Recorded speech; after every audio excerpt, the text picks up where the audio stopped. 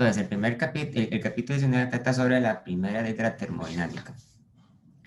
Las leyes de la termodinámica son cuatro, ¿verdad? Pero se llaman la ley cero, la primera, segunda y tercera ley. Son cuatro. Pero bueno, históricamente tal vez la primera ley fue la que se anunció de primero y es una de las más importantes. La primera ley define lo que es el calor eh, con términos más rigurosos, ¿verdad? Que en el lenguaje.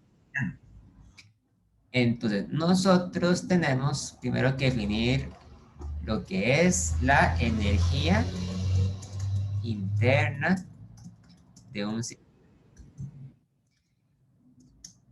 Este capítulo, ¿verdad? Es general, pero está pensado más que nada en sistemas físicos como gases o líquidos que están compuestos por una gran cantidad de partículas y para las cuales no es humanamente posible conocer la posición, ni la velocidad, ni la configuración que tiene cada una de las moléculas de ese sistema, ¿verdad? Pero en teoría, en principio, esas configuraciones existen, aunque no se puedan ver, ¿verdad? Entonces, la energía interna de un sistema está asociada con las partículas que conforman ese sistema. Es decir, si tuviéramos, por ejemplo, un gas, entonces la energía interna estaría asociada a la velocidad con la que se mueven las partículas de ese gas, ¿verdad? Esa velocidad difícilmente se puede medir. Y de hecho, más adelante vamos a ver que lo que nosotros llamamos la temperatura es en realidad una medida de qué tan rápido se mueven las moléculas en un gas o en un sistema físico, ¿verdad? Es decir, es una forma de cuantificar algo que físicamente es muy complejo y muy difícil de visualizar como lo es el movimiento de las partículas. Por otro lado, vamos a definir el calor. Ya le hemos hecho la clase pasada, pero vamos a usar otra vez. El calor se refiere a la energía que se transfiere de un objeto que está a mayor temperatura hacia otro que está a menor temperatura. Es decir, el calor es algo que solamente existe como una transferencia, ¿verdad? Nosotros, para visualizarlo, ¿verdad? Entonces podemos imaginarnos que tenemos dos cajas, ¿verdad? Si decimos que estas dos cajas están en contacto entre sí y la caja de la derecha se encuentra a una temperatura TH y la caja de la izquierda a una temperatura TC, donde TH es mayor que TC. Ahora, esta notación es usual en este libro de física. La letra H, ¿verdad? Se puede entender como H de hot, ¿verdad? Caliente, digamos. Y la C se puede entender como C de cool, frío, ¿verdad? Entonces, el calor va a empezar a fluir hacia esta dirección, ¿de acuerdo? Y el calor normalmente lo denotamos con la letra Q mayúscula. Pero el calor es algo que solamente existe como una transferencia de energía. El calor, es muy importante notarlo, el calor no es una propiedad de un objeto. En cambio, se refiere solamente a la energía que se transfiere. Tal vez una forma, digamos, de compararlo con algo conocido, digamos, es cuando uno se refiere, por ejemplo, al dinero. La gente puede tener dinero, ¿verdad? Uno puede tener dinero guardado en el banco. Cuando una persona le da dinero a otra persona por algún servicio, entonces decimos que le está pagando algo, ¿verdad? Entonces, el calor es como pagar algo, ¿verdad? O sea, usted no tiene un pago, usted el pago se lo da a otra persona. o lo recibe de otra persona, pero el pago no es suyo, lo que es suyo es el dinero, ¿verdad? De la misma forma, el calor es algo que se transfiere de un objeto a otro, pero el calor no es algo que sea intrínseco de los objetos. En cambio, lo que sí es una propiedad de las cosas es la temperatura. A cada objeto se le puede asignar la temperatura y en base a eso es como nosotros sabemos hacia qué dirección va a fluir el calor. Por lo tanto, calor no se debe entender como sinónimo de temperatura. Son cantidades relacionadas entre sí, pero no son sinónimos. Entonces, esta idea, ¿verdad? Constituye el fundamento de una rama de la física y también de la química que se conoce como la calorimetría. La calorimetría estudia de qué manera se transfiere el calor de un objeto o de un sistema físico hacia otro. Vamos a poner entonces aquí calorimetría. Y vamos a definir las siguientes cantidades que ustedes seguramente ya habrán conocido en química general. Primero que nada, vamos a llamar a la capacidad térmica. La capacidad térmica, escrita con C mayúscula. La capacidad térmica se refiere a la cantidad de calor que hay que aportar a un sistema para elevar su temperatura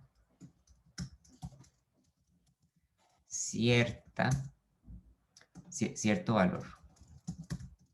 Entonces, la capacidad térmica aparece en una ecuación como esta. Decimos que el calor Q es igual a la capacidad térmica multiplicado por el cambio de temperatura. Por lo tanto, la capacidad térmica es igual al calor recibido dividido entre el aumento de temperatura delta T. Un sistema o una sustancia que tenga una capacidad térmica muy grande es aquella sustancia para la cual una cantidad de calor produce un aumento de temperatura muy bajo. Sin embargo, la capacidad térmica no es una propiedad intensiva. Es decir, la capacidad térmica depende de la cantidad de sustancia, o de la masa, o el volumen de la sustancia. Por tanto, uno no puede hablar acerca de la capacidad térmica del agua, o del alcohol, o del mercurio, porque eso es una cantidad que varía según la cantidad de agua, ¿verdad? Según la cantidad de alcohol que haya. Entonces, para eso se recurre a el calor específico. El calor específico, con C minúscula, se refiere a la capacidad térmica por unidad de masa. Y esta es una cantidad intensiva, o sea, que no depende de la cantidad de materia, solo depende de la identidad de la sustancia, ¿verdad? Entonces uno puede hablar del calor específico del agua, del alcohol, ¿verdad? Del mercurio, etcétera, etcétera. Entonces, la capacidad, el calor específico, C minúscula, es igual a la capacidad térmica dividido entre la masa y por lo tanto es igual al calor recibido dividido entre la masa dividido entre el cambio de temperatura. Aunque una forma más conveniente de escribir esta ecuación es diciendo que el calor recibido es igual a la masa de la sustancia por el calor específico, o sea, C minúscula, multiplicado por el aumento de temperatura delta T. Entonces, por ejemplo, esto es muy importante sabérselo bien, para el agua líquida, en circunstancias normales, el calor específico del agua sería igual a 4186 joules entre kilogramo entre grados Celsius. Ahí no hay ningún problema en que utilizamos las unidades de grados Celsius o de Kelvin, porque esa cantidad aparece en una fórmula que depende de un cambio de temperatura y no depende realmente de una temperatura absoluta.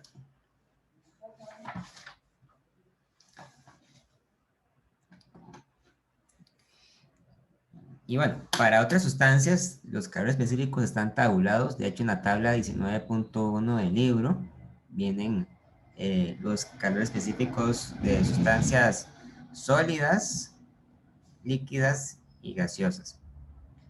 Pero me imagino que en otras ediciones de este libro o en otros textos también vendrán tablas semejantes. Entonces esa tabla se puede consultar si la pregunta que ustedes están revisando no tiene, digamos, ese dato.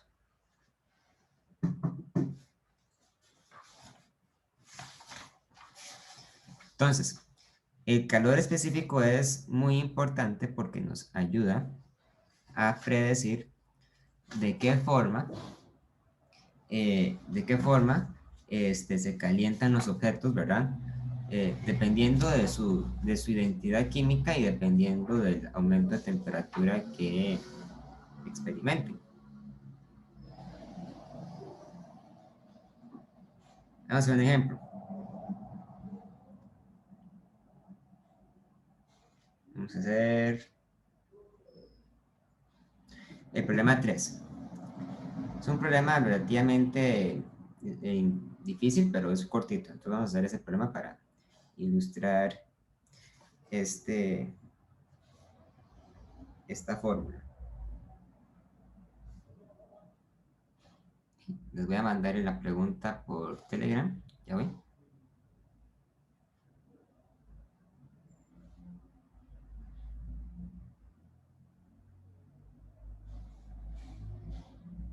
Ok, la pregunta 3 dice, una combinación de 0.25 kilogramos de agua a 20 grados Celsius, 0,4 kilogramos de aluminio a 26 grados Celsius y 0,100 kilogramos de cobre a 100 grados Celsius se mezcla en un contenedor aislado y se les permite llegar a equilibrio térmico.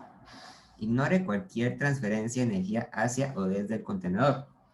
¿Cuál es la temperatura final de la mezcla? Entonces, este tipo de problemas, ¿verdad? Implican que tenemos un recipiente.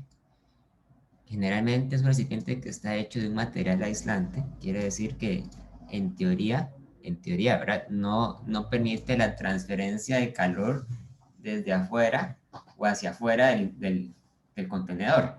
Claramente eso en el mundo real no es perfecto, ¿verdad? Pero al menos es una buena aproximación que permite simplificar los cálculos. Y dentro de este contenedor tenemos tres cosas. Hay agua, que es un líquido, ¿verdad?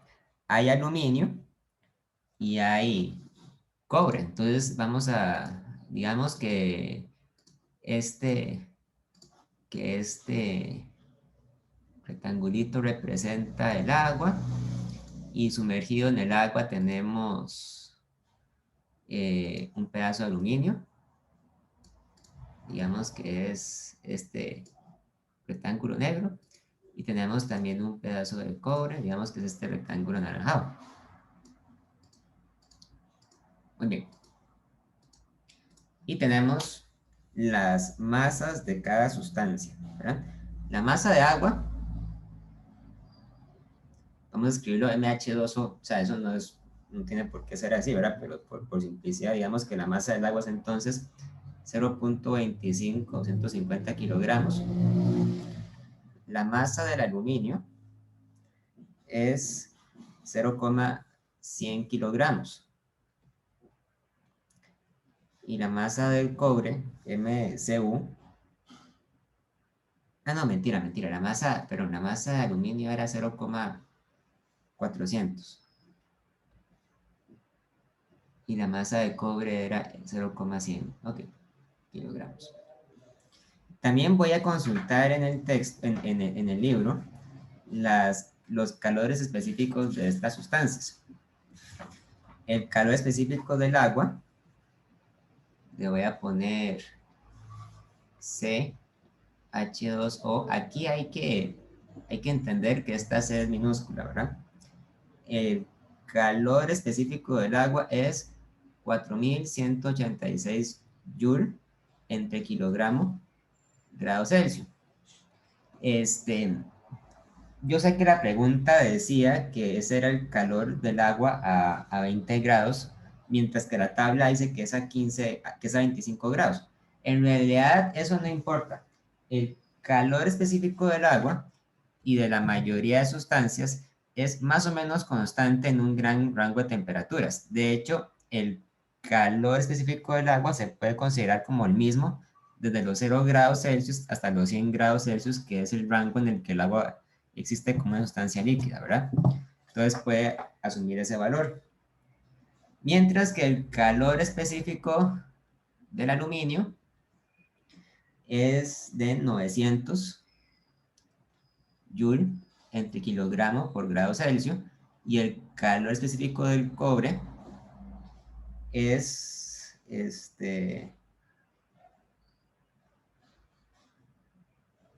387 Joule entre kilogramo por grado Celsius. Vean que el aluminio y el cobre tienen calores específicos más pequeños que el agua. Eso lo que quiere decir es que un poquito de calor puede aumentar mucho la temperatura del aluminio o del cobre, pero un poquito de calor aumenta muy poco la temperatura del agua. O sea que el agua es una sustancia que opone mucha resistencia al cambio de temperatura, lo cual tiene importantes consecuencias químicas, ¿verdad? Para la vida. Afortunadamente, ¿verdad? Que el agua cuesta que aumente su temperatura o bajarla. Y bueno, inicialmente estas sustancias tenían una temperatura diferente. La temperatura del agua era, originalmente eran 20 grados Celsius. La temperatura del aluminio eran 26.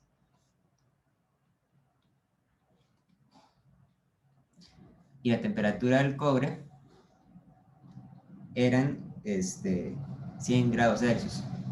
O sea que el cobre era el que estaba más caliente, ¿verdad? Entonces, posiblemente lo que pase ahí es que el cobre le ceda calor al agua y el aluminio que están más fríos. Aunque todavía no podemos estar seguros de eso, porque también es posible que el aluminio, que está un poquito más caliente que el agua, le ceda calor al agua. Entonces, nosotros en realidad no podemos decir exactamente quién es el que cede calor y quién es el que lo recibe. Pero no importa.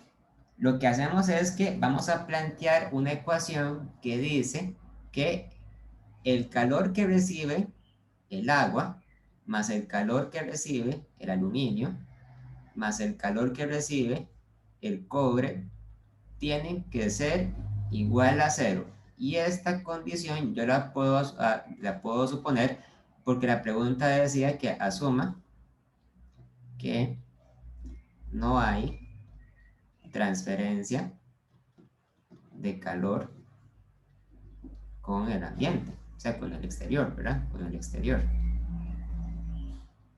Entonces, en esta ecuación, por lo menos uno de estos calores va a tener que ser negativo. Eso quiere decir que hay una sustancia que va a perder calor, posiblemente el cobre, ¿verdad? Entonces, el calor que recibe el agua va a ser igual a la masa de agua por el calor específico del agua por la temperatura final que va a alcanzar el sistema menos la temperatura inicial que tenía el agua. ¿Ok? Más.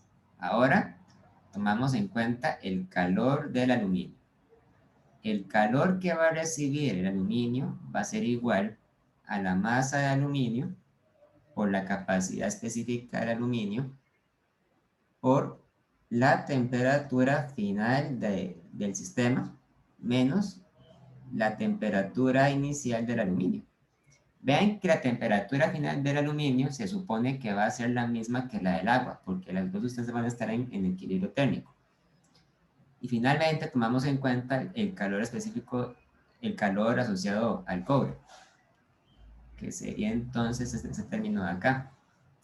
Aquí sumamos entonces más la masa de cobre por el calor específico del cobre por la temperatura final del sistema menos la temperatura inicial del cobre, y todo eso sumado tiene que darme 0, ¿de acuerdo? Entonces, el punto aquí es despejar la temperatura final. En realidad, la ecuación que estamos usando es bastante simple. Claro, conceptualmente es un problema muy simple, pero hay que tener mucho cuidado porque la ecuación queda muy larga, ¿verdad?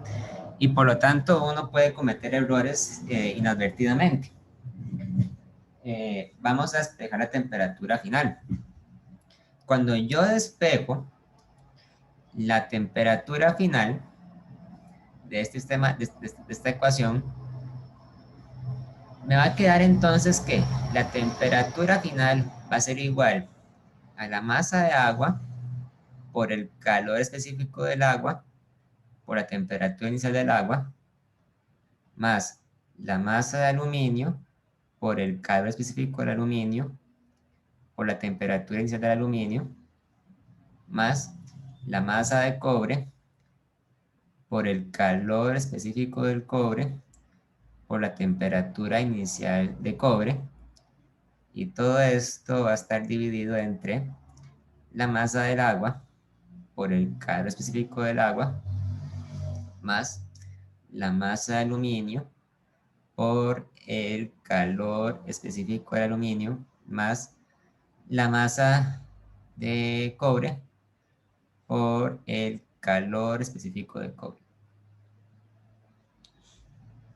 Numéricamente, la temperatura final entonces sería igual a 0.25 kilogramos por el calor del agua, que sería 4186 joule entre kilogramo grado Celsius, por la temperatura inicial del agua, que eran 20 grados Celsius, ¿verdad?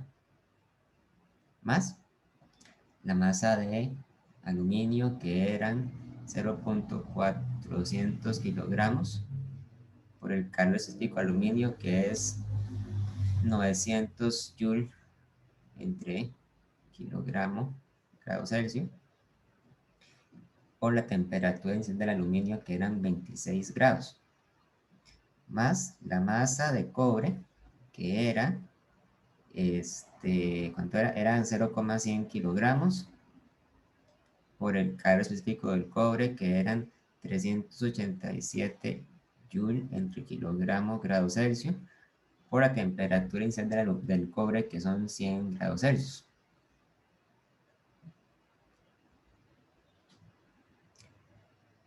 Y esto lo dividimos después entre 0,25 kilogramos por 4186 joule entre kilogramo grado Celsius,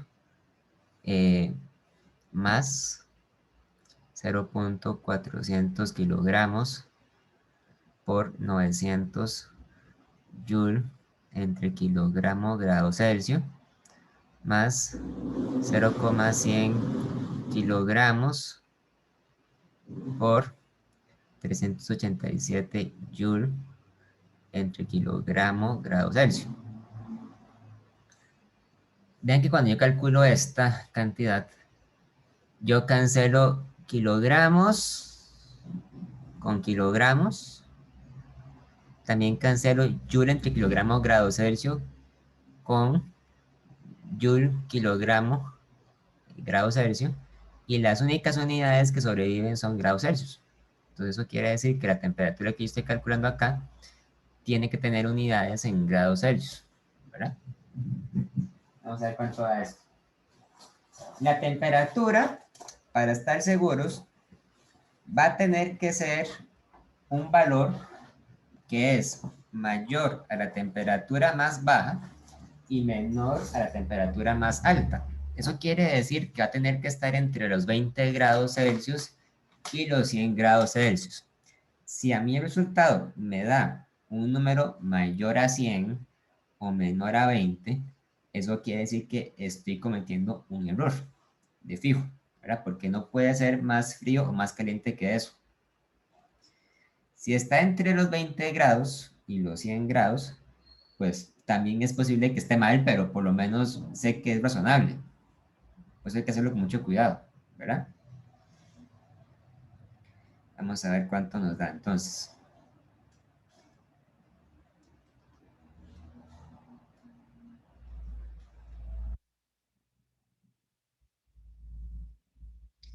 Me da que es 23.64 grados Celsius. ¿Ok? Es una respuesta aceptable porque está dentro del rango de temperaturas.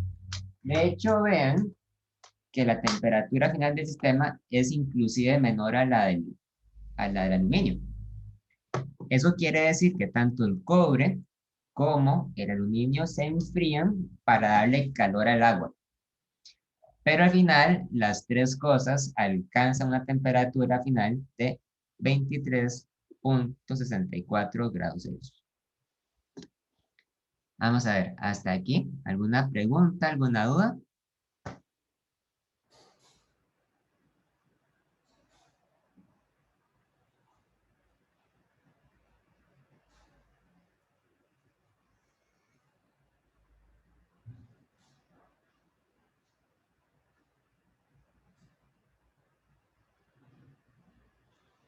¿Estamos claros entonces?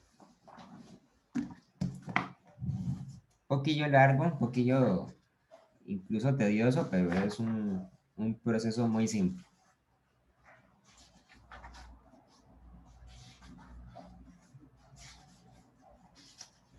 Ahora bien, seguimos con un tema que es el del calor latente.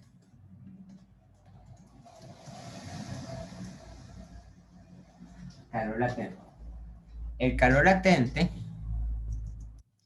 se refiere a la cantidad de calor que hay que dar a un sistema para hacer que una cantidad de masa sufra algún cambio de estado físico sin sufrir un aumento o disminución de temperatura. Es decir, es la cantidad de calor que hay que dar para hacer que las sustancias se evaporen, se congelen, se solidifiquen, se subliman, se licúen, se dice así, se licúen, ¿verdad? Y también son muy importantes, ¿verdad? Porque las sustancias en general sufren cambios de fase, sobre todo el agua, porque el agua sufre cambios de fase a temperaturas muy cercanas, entre los 0 y los 100 grados. Entonces, el calor latente se define, bueno, se representa con la letra L y se define entonces como la cantidad de calor que hay que aportar dividido entre la masa que sufre ese cambio de fase. Por ejemplo, dos cantidades de calor latentes muy importantes son las que están asociadas al agua. En particular, las que están asociadas a la, a la fusión y a la evaporación del agua. Entonces, para el agua, decimos que el calor latente de vaporización es igual a 2.26 por 10 a la 6 joule entre kilogramo. Vean las unidades de esto, ¿verdad? Es joule entre kilogramos sin grados Celsius. Mientras que el calor latente de fusión o de solidificación es de 3.33 por 10 a la 5 por 10 a la 5 joule entre kilogramo, así es en grados Celsius. En el libro viene un gráfico muy importante. Ustedes lo pueden ver en el libro, pero yo creo que es bueno explicarlo un poco. Sobre una gráfica de temperatura contra energía asociada al agua. Entonces, en el eje vertical graficamos la temperatura en grados Celsius y en el eje horizontal graficamos la energía en joules. Entonces, hay dos temperaturas que son muy importantes para el agua. Los 0 grados Celsius y los 100 grados Celsius. Entonces, vamos a poner aquí estas líneas como referencia. Si usted le agrega calor al agua cuando la temperatura es menor a 0 grados Celsius, entonces se supone que lo que usted está haciendo es darle calor al hielo, ¿verdad? Entonces, el hielo va a calentarse y va a aumentar su temperatura hasta que llegan a los 0 grados Celsius. Después, cuando la temperatura llega a los 0 grados Celsius, entonces cuando usted le agrega energía en forma de calor al hielo, la temperatura del hielo no va a aumentar, sino que va a permanecer constante mientras el hielo se derrite. Después, cuando el hielo se derrite por completo y se hace líquido, ahora sí, al agregarle calor, la temperatura del agua va a empezar a aumentar hasta que llega a los 100 grados, ¿verdad? Justo en el momento en el que se empieza a evaporar. Y cuando se evapora, entonces, al agregar calor, la temperatura deja de crecer, sino que permanece constante. Y de hecho, permanece constante durante un gran margen de energías, porque hace falta mucha energía para poder evaporar el agua. Pero justo en el momento en que el agua se evapora por completo, ahora sí, al agregar energía, la temperatura del gas vuelve a crecer indefinidamente, ¿verdad? Entonces, el agua existe en sus diferentes fases en cada uno de los intervalos de este gráfico. En el primer intervalo, el agua existe solamente como hielo. ¿Ok? En el segundo intervalo, el agua existe como hielo y agua líquida.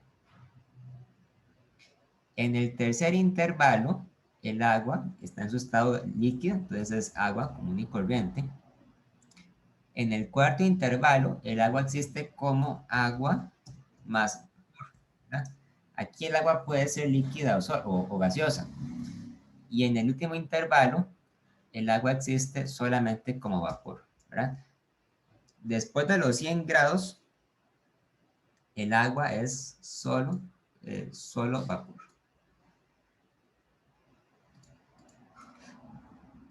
¿Alguna pregunta, alguna duda con esto? Y por supuesto, hay que entender, ¿verdad? Que todas las sustancias, no solamente el agua, sino todas las sustancias se comportan de esta manera. La diferencia es que otras sustancias tendrán otros puntos de ebullición y otros puntos de vaporización.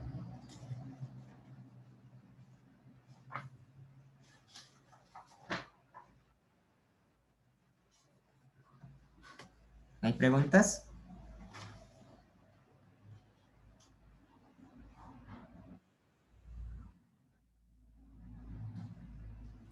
Creo que una pregunta. ¿Qué pasó? Profe, una pregunta. Sí, sí. Que el agua, bueno, digamos, me acuerdo de eso de química, ¿verdad? También es casi que el mismo tema, creo que es. Pero cuando uno pone sal en el agua, cambia la composición del agua y eso le afecta en la energía necesaria, pero también en el punto de ebullición y de fusión, si no me equivoco. Ah, claro, sí, si usted le pone sal, eso es otra cosa, ¿verdad? Es otro problema diferente. Cambia la temperatura de fusión y posiblemente también afecte los calores latentes y los calores específicos, ¿verdad? De hecho, no recuerdo cómo era la fórmula para eso, pero sí, sí lo cambia, ¿verdad? Pero bueno, eso no lo voy a preguntar detalladamente en física, ¿verdad? Pero sí, o sea, es cierto, cuando usted le pone impurezas a una sustancia, en este caso usted le pone sal al agua, pues usted puede cambiar estas propiedades. Ok, gracias. Nada más que todo para volver a acordarme. Ok, vamos a hacer un ejemplo entonces de esto. Vamos a hacer el problema 13. 13, se los paso.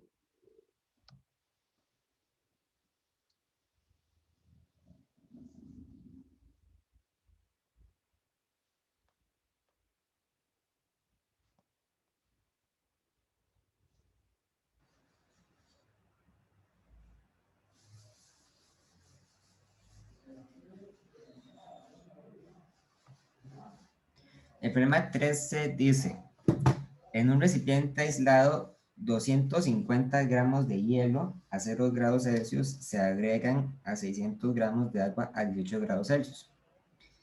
¿Cuál es la temperatura final del sistema? ¿Cuánto hielo permanece cuando el sistema alcance el equilibrio?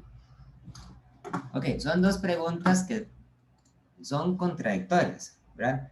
Si la temperatura final del sistema no es 0 grados Celsius, eso quiere decir que se derrite todo el hielo porque el hielo solo puede vivir a temperaturas menores o iguales a 0 grados Celsius. Y si queda alguna cantidad de hielo, eso garantiza que la mezcla va a estar a 0 grados. Bueno, vamos a hacer entonces una ilustración para explicar bien esto. Yo tengo inicialmente un vaso aislado, ¿verdad? Y en este vaso yo tengo cierta cantidad de agua líquida,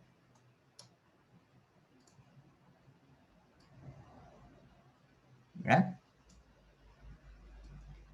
Y tengo un poco de hielo en el agua, ¿verdad? Un poco de hielo. Bueno, técnicamente las dos cosas son agua, ¿verdad? El hielo es agua, pero es agua congelada. Entonces, la temperatura del agua, de la parte líquida, ¿verdad? Era inicialmente, pongámosle TA, era inicialmente 18 grados.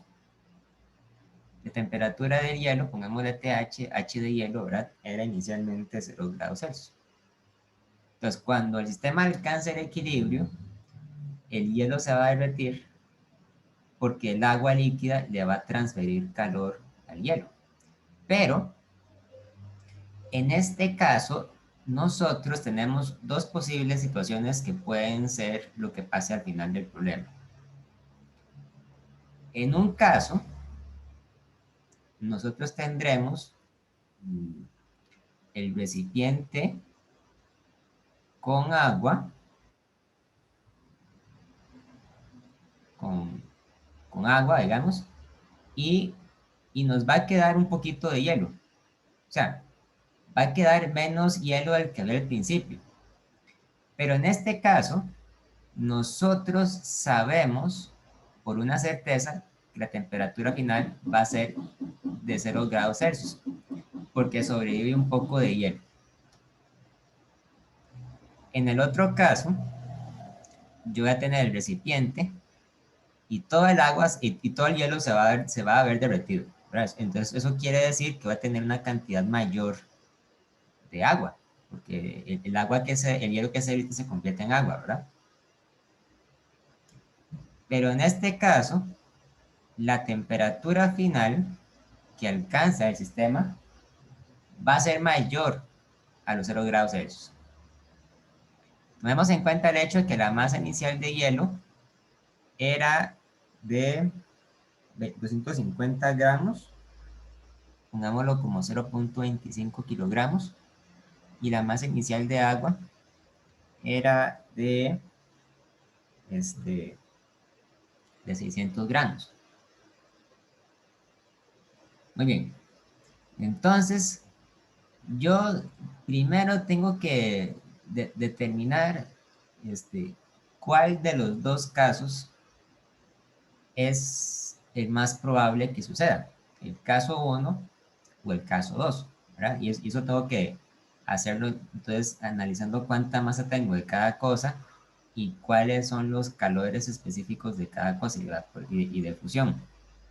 Entonces, lo primero que yo voy a hacer es, vamos a calcular primero calculamos cuánto calor hace falta para derretir todo el hielo.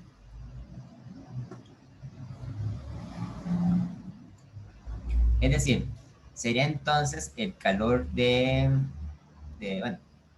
será el calor de derretimiento, digamos. Esta cantidad de calor, el calor para derretir, pongámosle así, derretir, sería igual a la masa de hielo que yo tengo inicialmente, ¿verdad? Multiplicado por el calor de fusión del agua, donde el calor de fusión del agua es el que yo les había dado antes, es 3.33 por 10 a la 5 joule entre kilogramo, ¿verdad? Entonces esto sería igual a 0.25 kilogramos por 3.33 por 10 a la 5 joule entre kilogramo. Entonces vean que aquí yo cancelo kilogramo con kilogramo, ¿verdad? Y eso da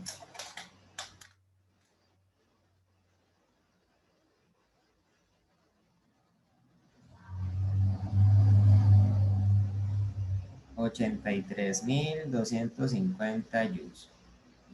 Eso es todo el calor que hay que aportar para derretir todo el hielo. Ahora, para comparar, ¿verdad?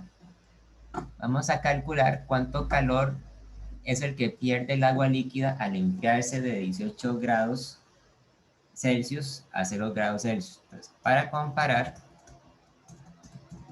calculamos el calor que pierde la masa inicial de agua al enfriarse de 18 grados Celsius a 0 grados Celsius.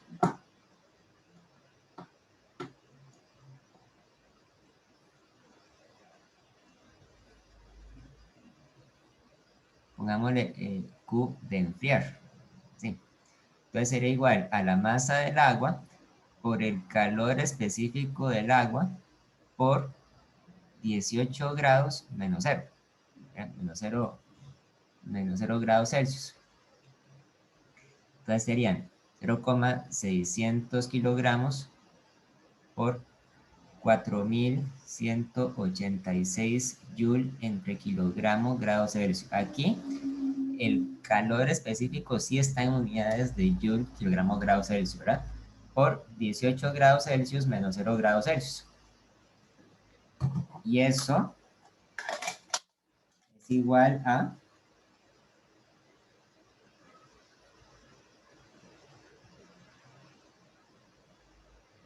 45.208.8 joules.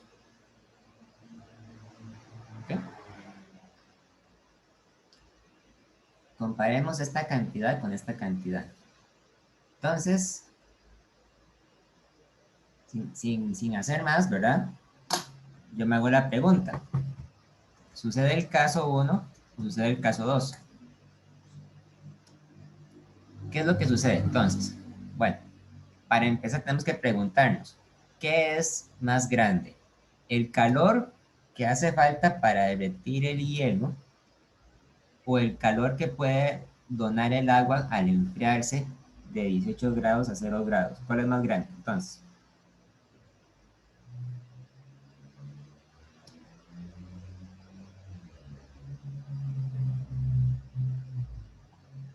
este es más grande que este o al revés.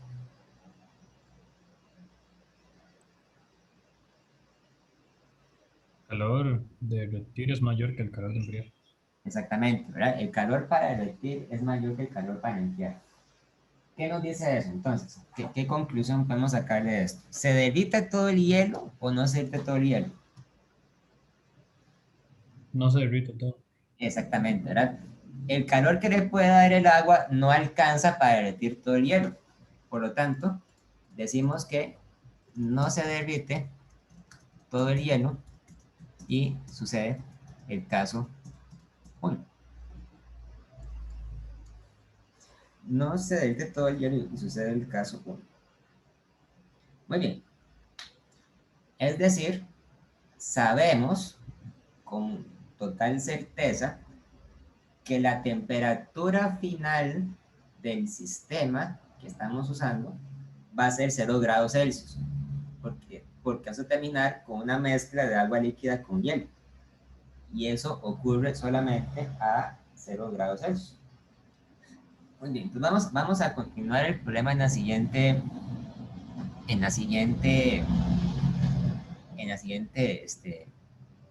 pizarra, ¿verdad? Entonces, para contestar la pregunta A, decimos, desde ahora entonces decimos que la temperatura final serán 0 grados Celsius.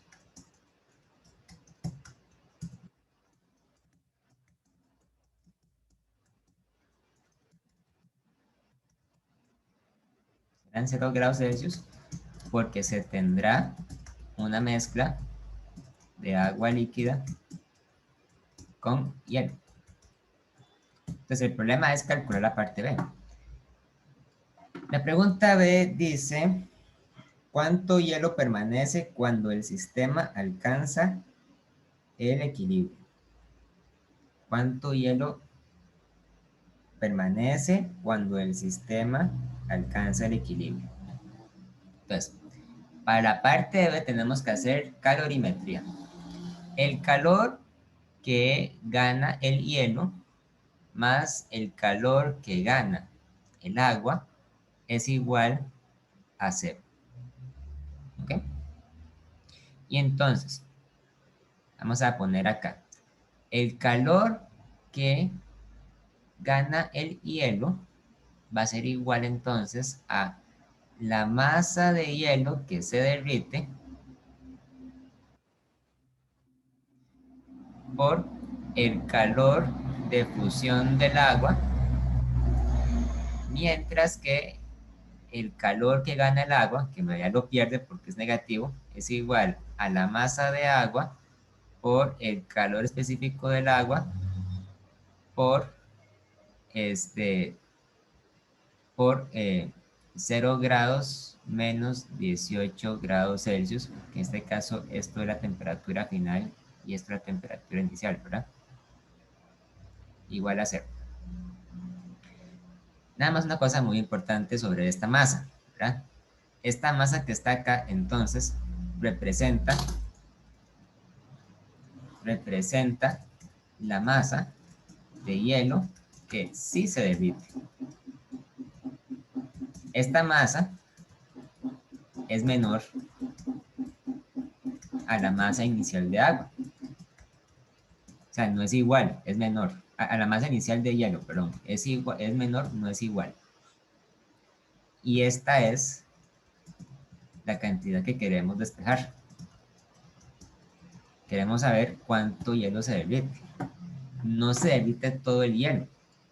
Se derrite solamente una parte. Queremos saber cuánto es la masa que se llega a derretir. Entonces, la masa que se derrite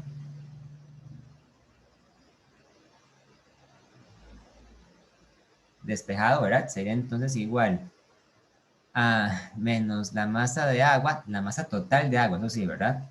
Por el calor específico del agua por 0 grados menos 18 grados, que eso tiene que ser positivo, dividido entre el calor de fusión del agua.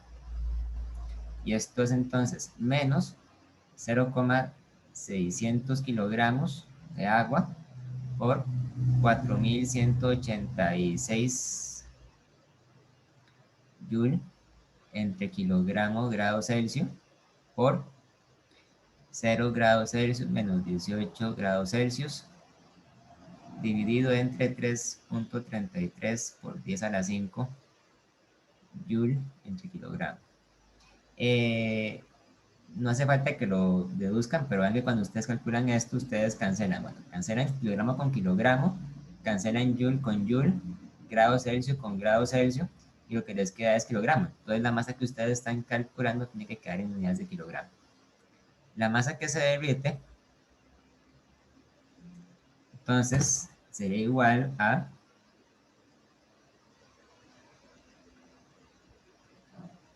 Vamos a ver, ¿cuánto da eso?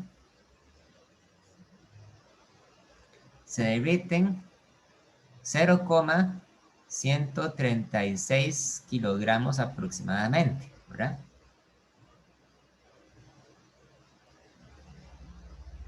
Pero ojo, esa no es la respuesta, porque lo que nos pide la pregunta es determinar más bien cuánto hielo es el que queda, o sea, cuánto hielo es el que no se derrite, más bien, ¿verdad? Entonces, hay que restarle a la masa inicial de hielo la cantidad de hielo que sí se derritió. Entonces, al final quedan 0.25 kilogramos, bueno, 0.150 kilogramos menos 0.136, ¿verdad? Y eso es igual a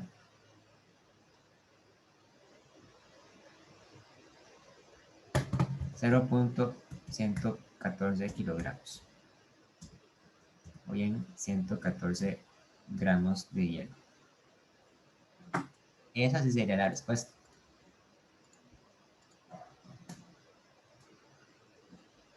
¿De acuerdo?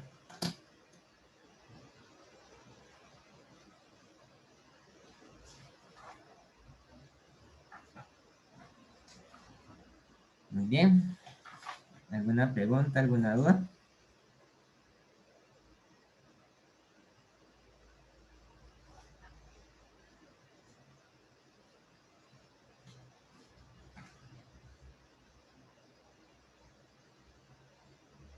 Por mi parte, todo bien.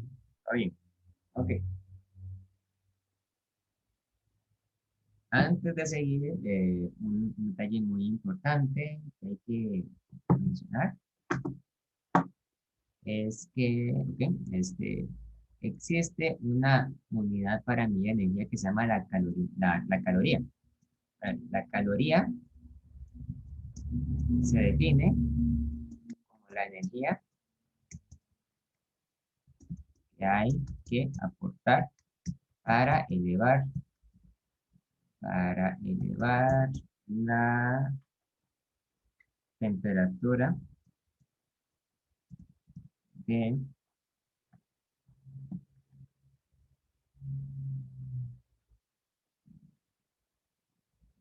un gramo de agua en 1 grado Celsius.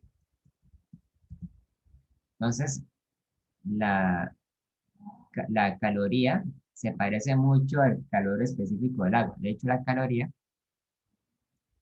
es igual a 4.186 joules. ¿Sí? La caloría fue una unidad de energía que se utilizó mucho en ingeniería en el siglo XIX, siglo XX también. Pero bueno, hoy en día la caloría está asociada más bien a la nutrición, ¿verdad? La gente mide la energía que da los alimentos en calorías y no en joules. Y la razón para hacerlo es, bueno, es bastante clara, ¿verdad? Nosotros estamos hechos en nuestra mayor parte de agua, el cuerpo humano está hecho de agua, en su mayor parte.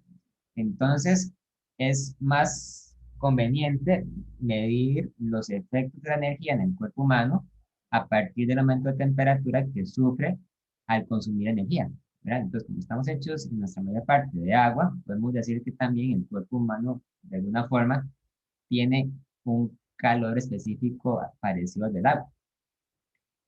Sin embargo, esto simplemente es una unidad distinta, una unidad nueva. Ustedes la pueden convertir en joules si lo desean. Y hay que tenerlo en cuenta, pues si acaso aparece alguna pregunta que esté en unidades de caloría y no de joules, hay que saber entonces cómo convertir de una cantidad a otra. ¿Ok? Nada más es para mencionar eso. Ahora, vamos a ver el siguiente tema que es el calentamiento el calentamiento y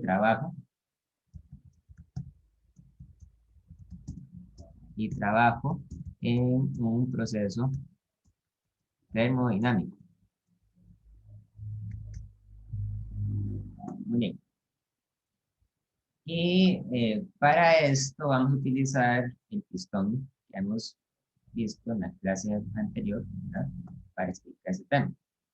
Entonces, supongamos que tenemos un pistón lleno de un gas.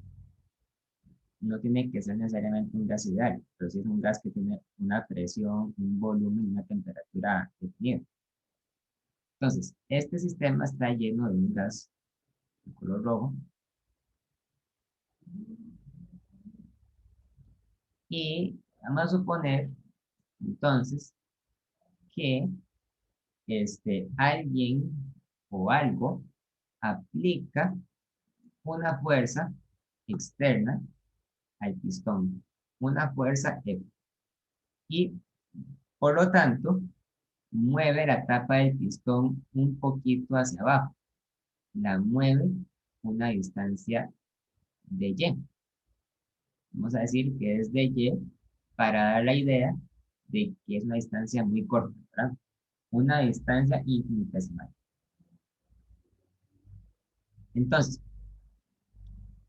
el trabajo que hay que aplicar para mover esa tapa, esa distancia, es igual al vector de fuerza, producto punto de Y, ¿verdad? Según la fórmula que hemos visto, bueno, que ustedes vieron en física 1, ¿verdad? Que el trabajo se calcula sacando el producto punto entre la fuerza y la distancia.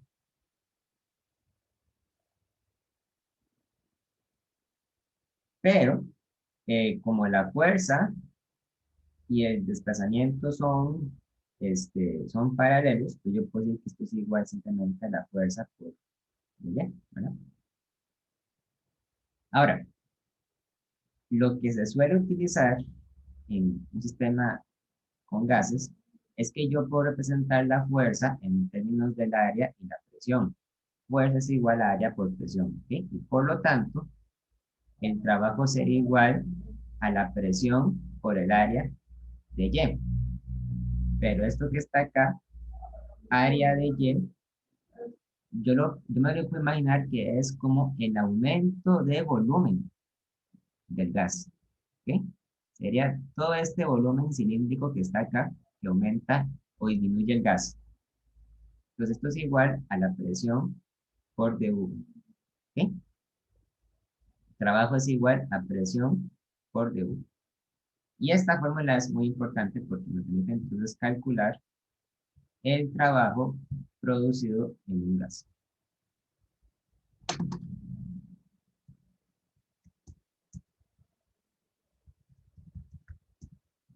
Pero vean que la ecuación se las estoy dejando únicamente en términos de cantidades diferenciales. ¿Verdad? Yo hablo acerca de un trabajo diferencial y de un aumento de volumen diferencial. Obviamente, en un proceso real, el aumento de volumen y de trabajo no son despreciables, son cantidades grandes. Pero lo que pasa es que para calcular el trabajo, entonces tendríamos que calcular la integral de presión con respecto al volumen. Y esa integral no siempre es trivial, ¿verdad? ¿Por qué no? Porque dependiendo de la forma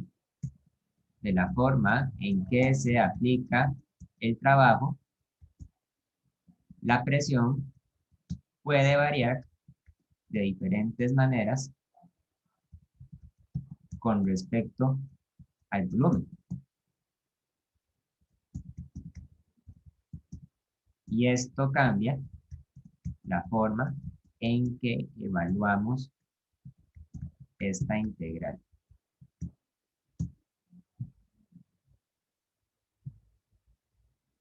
Hay muchos tipos de procesos termodinámicos. En algunos procesos la presión se puede tomar como una constante y entonces eso quiere decir que se puede sacar de la integral, y en otros procesos no es constante y hay que tomarlo en cuenta a la hora de sacar la integral. Ahora, para los que ya leyeron el capítulo del libro, quizás se hayan dado cuenta que en el libro los autores ponen un negativo en la fórmula. Yo no lo puse, ¿verdad? Ese negativo, ese signo menos, ese signo más, no puede ponerle a esta fórmula. En algunos casos puede ser un poco confuso de entender. Entonces, yo lo que preferiría que hicieran ustedes no es que se aprendan la fórmula con el menos, sino que sepan cuándo hay que poner un menos y cuándo no. Y para eso es que vamos a ver ahora sí la primera ley de la termodinámica.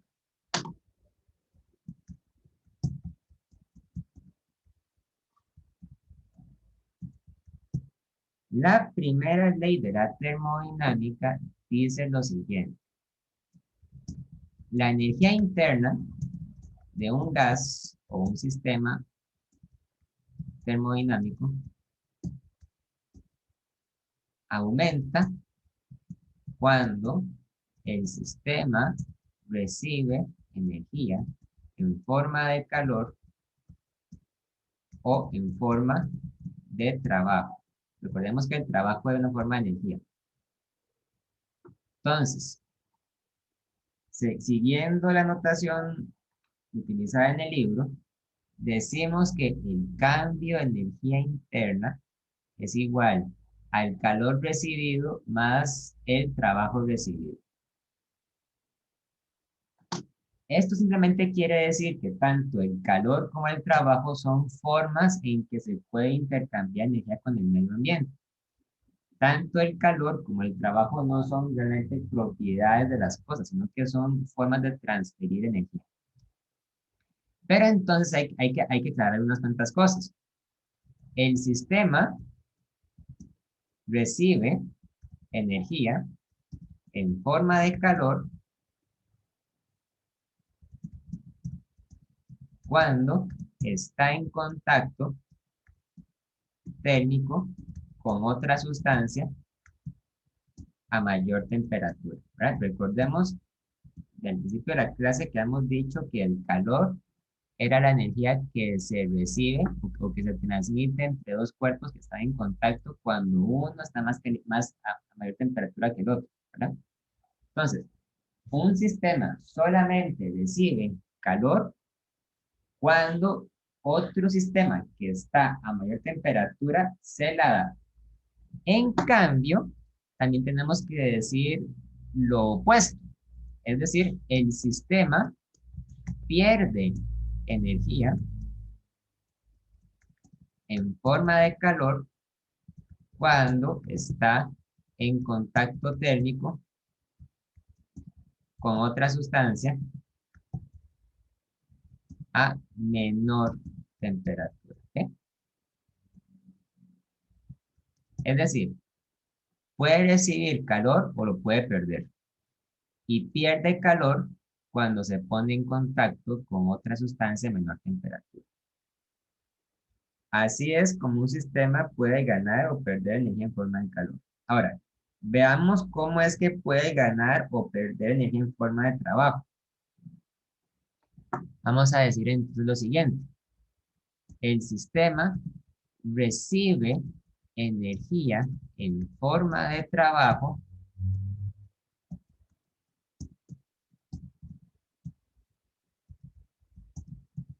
cuando una fuerza externa comprime, una fuerza externa reduce el volumen del sistema. El sistema recibe energía en forma de trabajo cuando una fuerza externa reduce el volumen del sistema. En el caso del pistón, entonces, Este gas que está dentro del pistón recibe energía en forma de trabajo cuando la fuerza reduce la altura del pistón, o sea, reduce el volumen. Cuando ustedes reducen el volumen de un gas, ustedes les están dando energía en forma de trabajo. Y sucede también lo contrario. El sistema pierde energía en forma de trabajo cuando una fuerza interna del sistema aumenta el volumen del sistema. En ese caso, se puede decir que el sistema está haciendo trabajo sobre el exterior. Que esto es, bueno, esto es realmente lo que hace un motor. Por ejemplo, en un motor, el gas que está dentro del motor se expande porque explota, ¿verdad? Y al expandirse, produce una fuerza que mueve la tapa del pistón hacia arriba. Entonces, al hacer eso, el gas pierde energía en forma de trabajo y esa energía, el gas, se la da al medio ambiente exterior, se la da al pistón para que el pistón produzca un movimiento deseado en el motor. Realmente, entonces, la noción de trabajo es muy importante, por lo menos desde el punto de vista de ingeniería, porque el trabajo es la forma de energía que se puede utilizar para mover algo, para empujar algo, o para producir una fuerza, ¿verdad? Que es lo que buscan generalmente las personas que diseñan motores o máquinas mecánicas que mueven los objetos. Mientras que el calor, en muchos casos, no es una forma de transferencia de energía buscada o deseable, porque el calor no está asociado al movimiento de los cuerpos, está asociado más bien a la temperatura. ¿Verdad? Entonces, no es lo que busca producir un motor, lo que busca producir es trabajo, pero por lo general un motor usa tanto trabajo como calor, usa ambas cosas.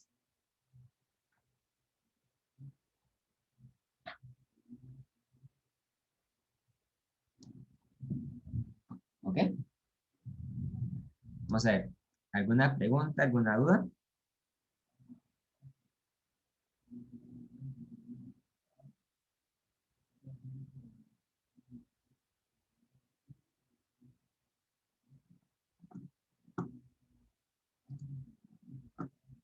Vamos a ver algunos procesos termodinámicos importantes.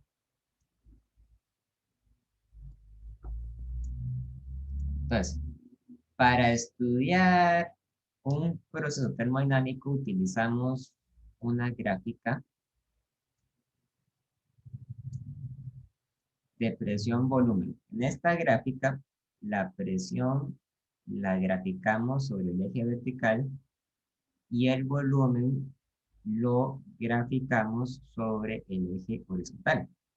Entonces, un gas o un sistema pueden empezar en un punto inicial de esta gráfica y terminar en un punto final y realizar un desplazamiento o un movimiento arbitrario de ese punto al punto final, ¿verdad? Entonces, este caminito que sigue el gas es lo que llamamos el proceso termodinámico, es decir, de qué forma la presión y el volumen tuvieron que cambiar para empezar en el punto inicial y terminar en el punto final. Ven que cada punto, entonces, yo le puedo asignar un volumen. Yo tengo un volumen inicial y tengo una presión inicial, ¿verdad? Y tengo también un volumen final y una presión final.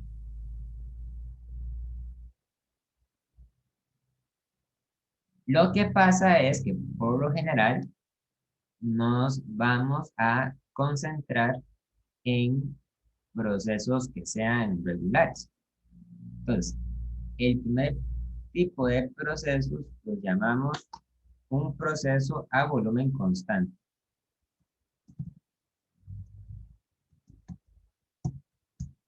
o también conocido como isocórico. Isocórico significa volumen constante. En un proceso isocórico, entonces la gráfica de presión-volumen se ve de esta forma. Yo tengo la presión, yo tengo el volumen y yo tengo un punto inicial I, ¿verdad? Ahora, como este proceso ocurre a volumen constante, entonces yo sé que el punto final tiene que estar sobre la misma recta vertical. Entonces, está aquí, digamos, este sería el punto final. Y entonces, el proceso termodinámico sería este caminito en línea recta que yo tomo para ir del punto inicial al punto final, ¿verdad? Entonces, en este caso, el volumen inicial es igual al volumen final. La presión inicial no es igual a la final, eso sí, ¿verdad? Yo tengo una presión inicial PI y una presión final PF. Ahora, yo quiero calcular el trabajo asociado a este proceso. El trabajo es igual a la integral de presión con respecto al volumen, ¿verdad? Ahora, recordemos entonces que una integral geométricamente se puede interpretar como el área bajo la curva. En este caso, ¿cuál sería el área bajo una línea recta vertical? Donde yo sé que el volumen inicial es igual al volumen final. ¿Cuánto hace integral? A ver, ¿cuánto hace? Cero. ¿Sí? Daría cero. Daría cero, ¿verdad? Correcto. Daría cero porque el área bajo la curva es cero, ¿verdad? El área bajo la curva es cero. O una interpretación más física es simplemente decir que en este proceso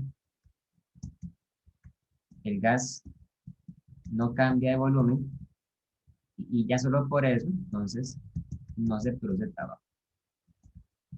¿Ok? Entonces, es el caso más simple, ¿verdad? Cuando no hay cambio de volumen, no hay trabajo, simplemente, ¿verdad? No hay trabajo mecánico.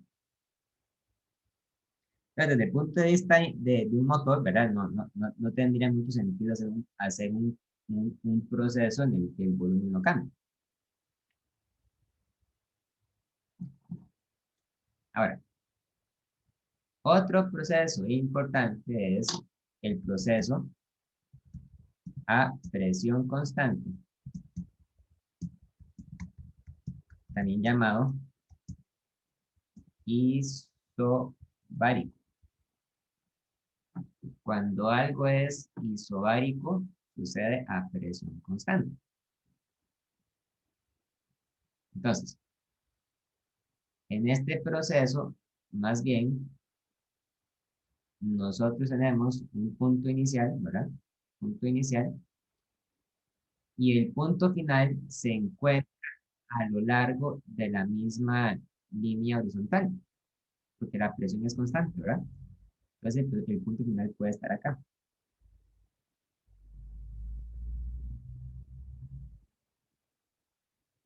Yo tengo una presión constante.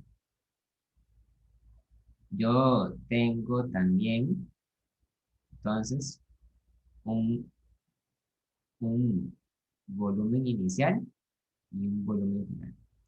Y la integral es entonces, y el trabajo es igual a la integral de presión con respecto al volumen. Okay. En este caso tan sencillo, ustedes pueden ver que el área bajo la curva se puede calcular simplemente como el área de este rectángulo, ¿verdad? De hecho, si la presión es constante, la presión yo la puedo sacar de la integral. Yo puse que esto es igual a la presión multiplicada por la integral de V, desde V inicial hasta V final, ¿verdad? Y esta integral es trivial. Esta integral es simplemente presión por volumen final menos volumen inicial.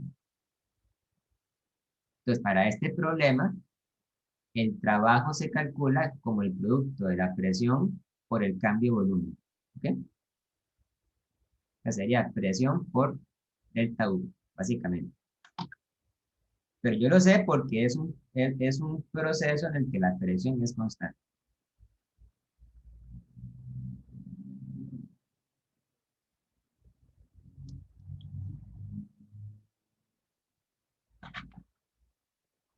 ¿De acuerdo?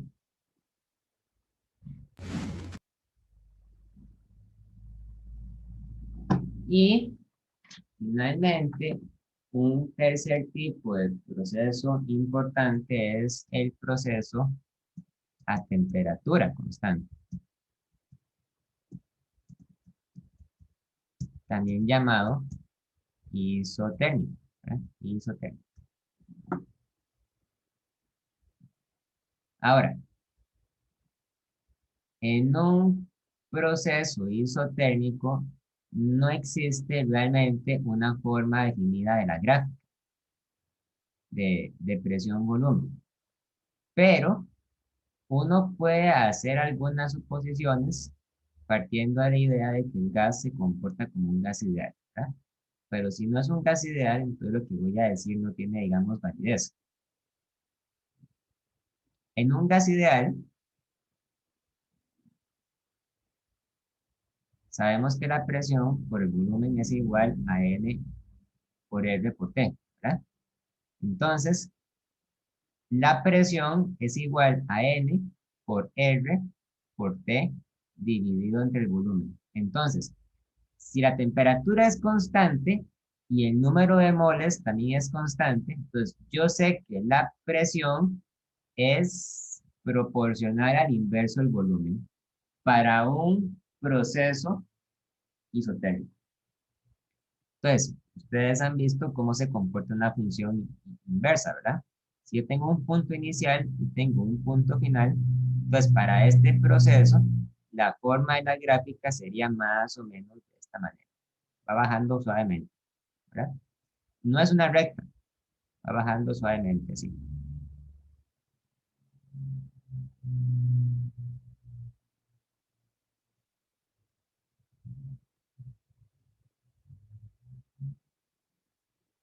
Entonces, para este tipo de procesos, nosotros tenemos eh, un volumen inicial y final. Y tenemos también una presión inicial y una presión final, que son diferentes.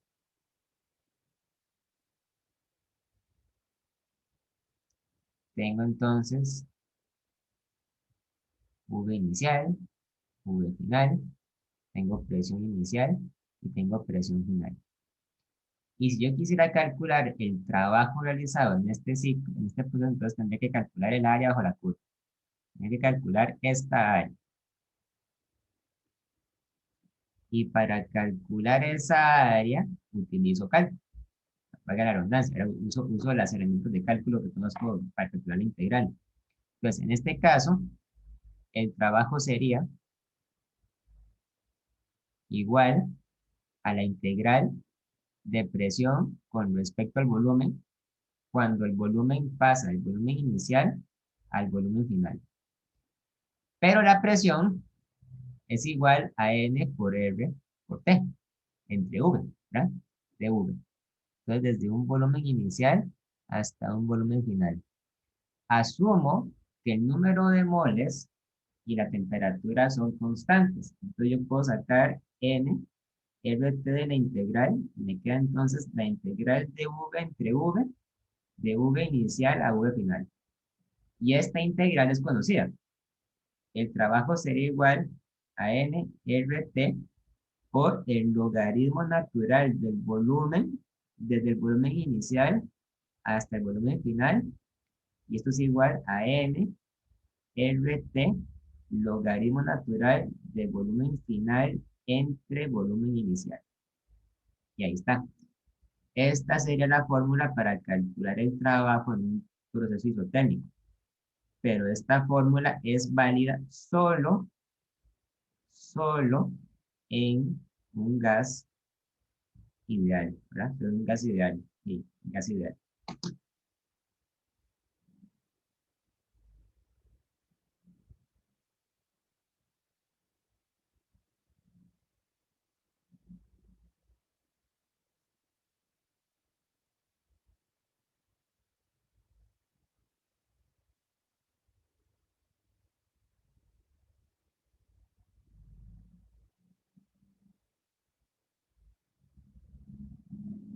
Muy bien. ¿Alguna pregunta, alguna duda?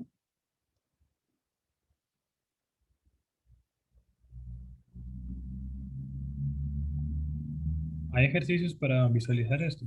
Claro, hay un montón de ejercicios de eso. Es, Ah, en el capítulo en el que estamos, sí, serían los problemas de la sección 19.4, que serían trabajo y calor en procesos termodinámicos.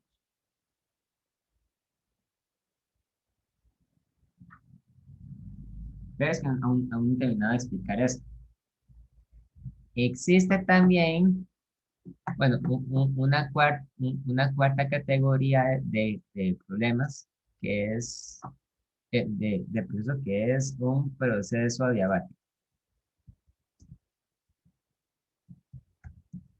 Lo que pasa es que este tipo de procesos lo vamos a explicar un poquito mejor en el siguiente capítulo, cuando ya hemos visto teoría científica de los gases. Un proceso adiabático es aquel proceso donde no hay una transferencia de calor. Puede haber trabajo, pero no hay calor. Y una cosa muy importante es que este tipo de procesos no es lo mismo que un proceso isotérmico. ¿Ok? Puede parecer un poco extraño, ¿verdad? Decirlo así, pero no es lo mismo. Un proceso isotérmico es aquel en el que no hay cambio de temperatura, mientras que un proceso adiabático es aquel donde no hay transferencia de calor. Igual, un proceso adiabático también se puede representar en un gráfico de presión contra volumen, y de hecho se parece mucho a uno isotérmico. Un proceso isotérmico se ve como una curva que va bajando, ¿ok? Entonces, este proceso diríamos que es isotérmico, pero uno adiabático tiene una, una pendiente más pronunciada. Se ve así. Entonces, este proceso es adiabático.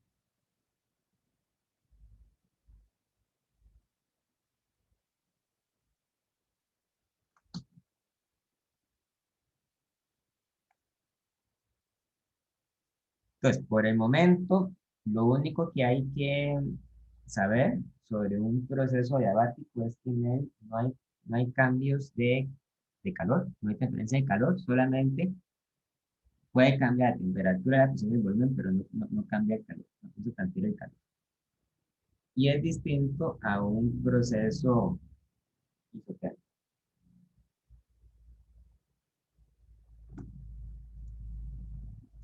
Ok,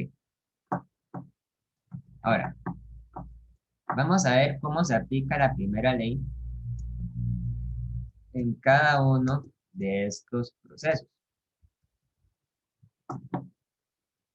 Recordemos que la primera ley lo que dice es que el cambio de energía interna es igual al calor recibido más el trabajo recibido.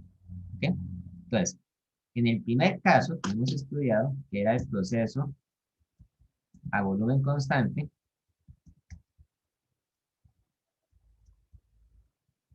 nosotros hayamos descubierto que en ese caso el trabajo es igual a cero. ¿Ok?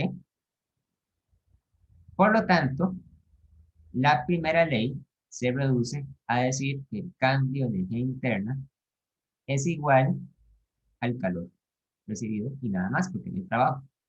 ¿De acuerdo? Entonces, en un proceso a volumen constante, si hay un cambio de energía interna, este se produce únicamente debido a la entrada de trabajo y nada más.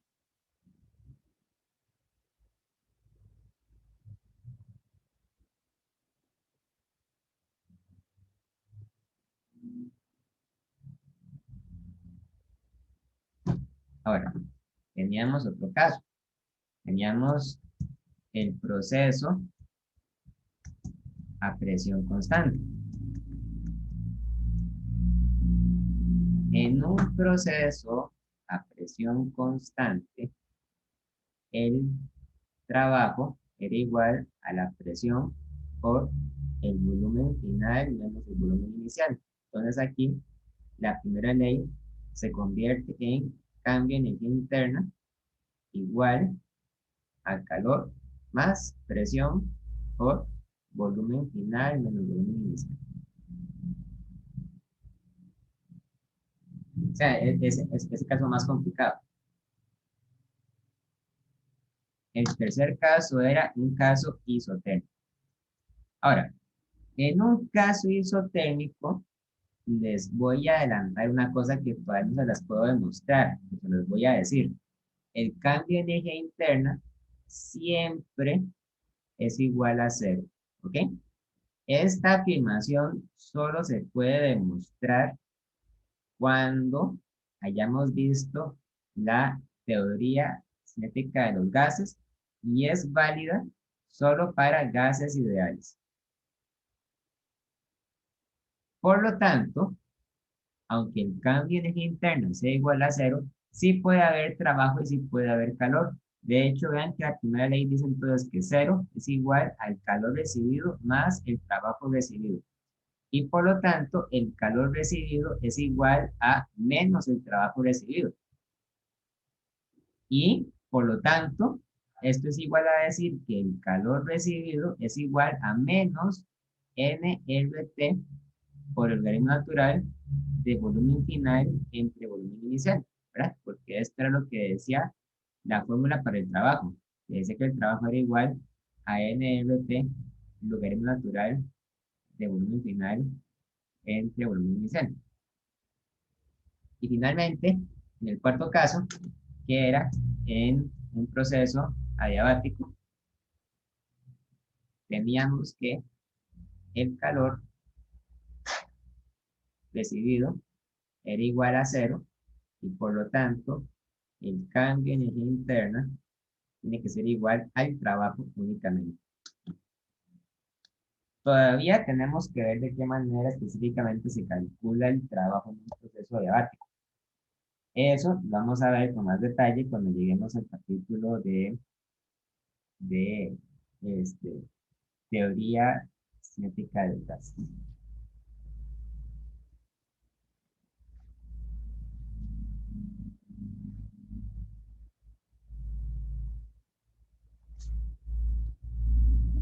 Vamos a ver, ¿alguna pregunta, alguna duda? Yo sé que es bastante.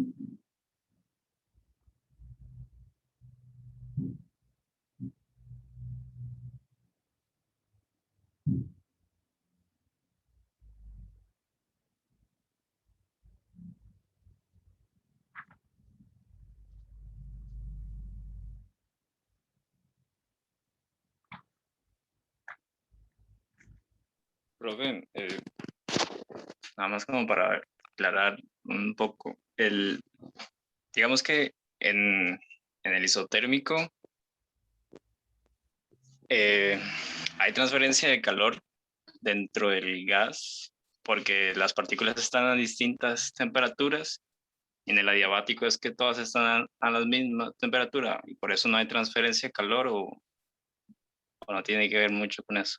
Más bien sería que en un proceso, vamos a ver, en un proceso adiabático, la temperatura sí cambia, ¿verdad? Lo que pasa es que la temperatura del gas cambia junto a la temperatura del medio ambiente, de manera que la temperatura del gas siempre es igual a la del medio ambiente.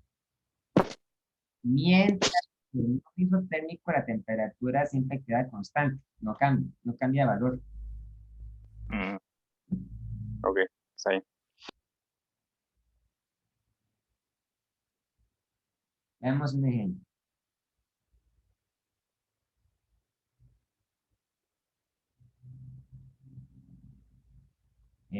Veamos el problema.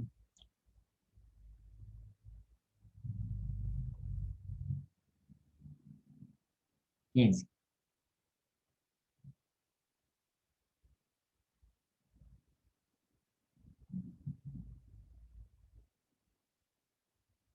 Me los voy a mandar por el chat.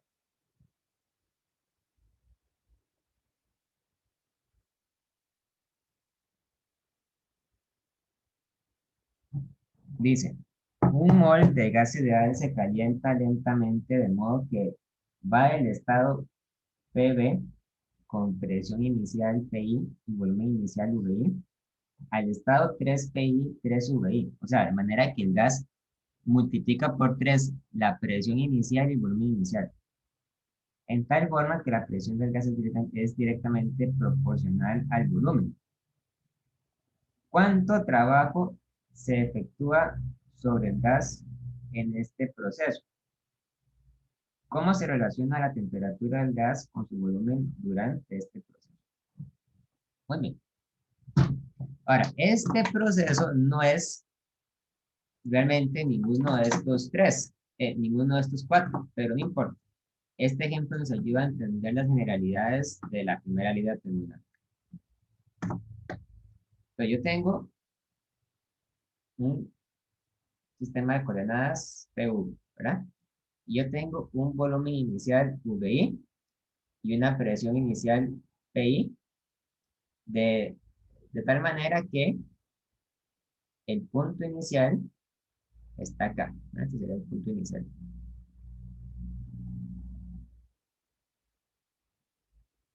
Ahora, el sistema evoluciona hasta alcanzar un volumen que es 3 veces el valor inicial y una presión que es 3 veces la presión inicial. Entonces, digamos que eso más o menos está ahí, ¿verdad? En estas coordenadas. Entonces, este punto estaría acá. Este sería el punto final. Y el camino que sigue el gas para ir del punto inicial al punto final sería este. Es una línea recta, ¿verdad? Porque la pregunta dice que la presión del gas es directamente proporcional al volumen. Entonces, ¿cuánto trabajo se efectúa en este proceso? El trabajo efectuado sería el área bajo la gráfica, ¿verdad? Esto de acá sería el trabajo.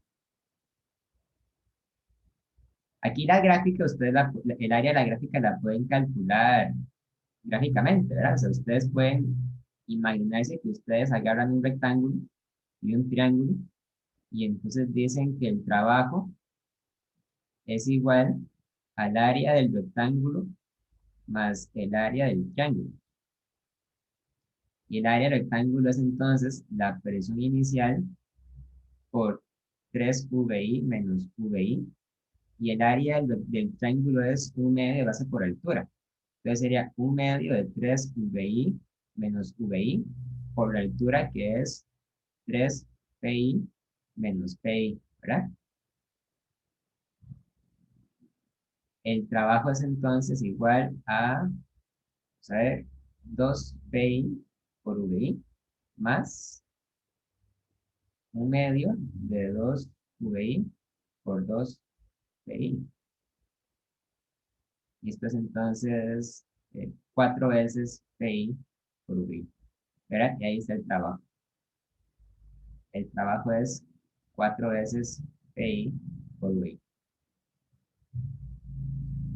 La otra forma sería contestando directamente bueno, contestando directamente la pregunta B. Vean que si esto es una recta, ¿verdad? Entonces yo podría decir que la presión es una función con una pendiente por el volumen más una intersección. En este caso en particular es muy fácil de observar que la pendiente es igual a 1 pascal entre volumen, entre metro cúbico, y la intersección es igual a 0. Entonces diríamos que la presión es directamente proporcional al volumen, ¿verdad? Y entonces el trabajo sería la integral de la presión con respecto al volumen cuando el volumen pasa de un volumen inicial a 3 veces el volumen inicial, ¿verdad? Ahora, hay que tener mucho cuidado con la interpretación de esta ecuación, ¿verdad? Evidentemente, la presión no es lo mismo que el volumen, no son iguales, pero lo que estoy diciendo con esto es que la presión aumenta proporcionalmente con el volumen y la tasa de proporcionalidad, la constante de proporcionalidad, es igual a 1 cuando la medimos en unidades del sí, ¿verdad? Sería 1 pascal entre metro cúbico. Entonces, esta integral queda como v de v inicial a 3 veces v inicial. Y esto sería entonces v al cuadrado entre 2 de v inicial por 3 veces v inicial, ¿verdad? Y esto sería igual a 3 veces v inicial al cuadrado entre 2 menos v inicial al cuadrado entre 2. O sea, sería 9 veces v inicial al cuadrado entre 2 menos v inicial al cuadrado entre 2. Y esto es, básicamente, esto es 4 veces v inicial al cuadrado. ¿Ok? Ahora, ¿por qué es que me da distinto que en el caso anterior? ¿Por qué me da distinto que acá? Bueno, porque recuerden que, según esto, ¿verdad? La presión inicial es igual al volumen inicial. Entonces, esto no quiere decir que el trabajo es igual a 4 veces PI por VI. De hecho, es mejor dejarlo de esta manera porque así nos garantizamos que las unidades de trabajo siempre serán las correctas independientemente de las unidades que podamos utilizar para la presión y para el volumen, ¿verdad? Ahí sería eso sí. Ok. ¿Hasta aquí alguna pregunta, alguna duda?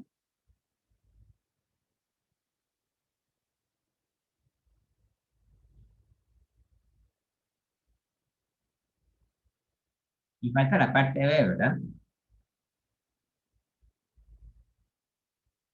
La parte B dice cómo se relaciona la temperatura del gas con su volumen durante este proceso.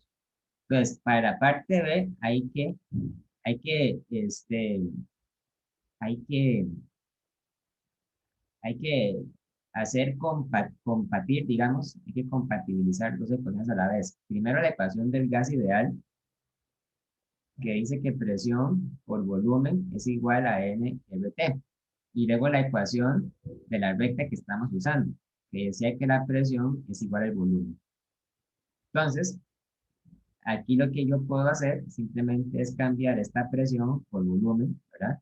Y me queda entonces que este volumen al cuadrado es igual a NRT. Y entonces la temperatura es volumen al cuadrado entre N por R, ¿verdad? Entonces, básicamente esto quiere decir que la temperatura es proporcional al cuadrado del volumen. Cuando el volumen crece, la temperatura también crece, pero crece con el cuadrado, con la segunda potencia del volumen.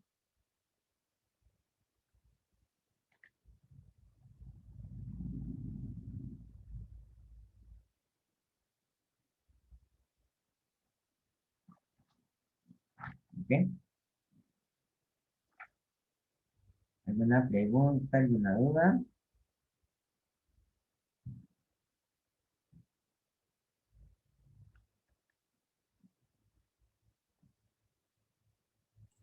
Por mi parte, no.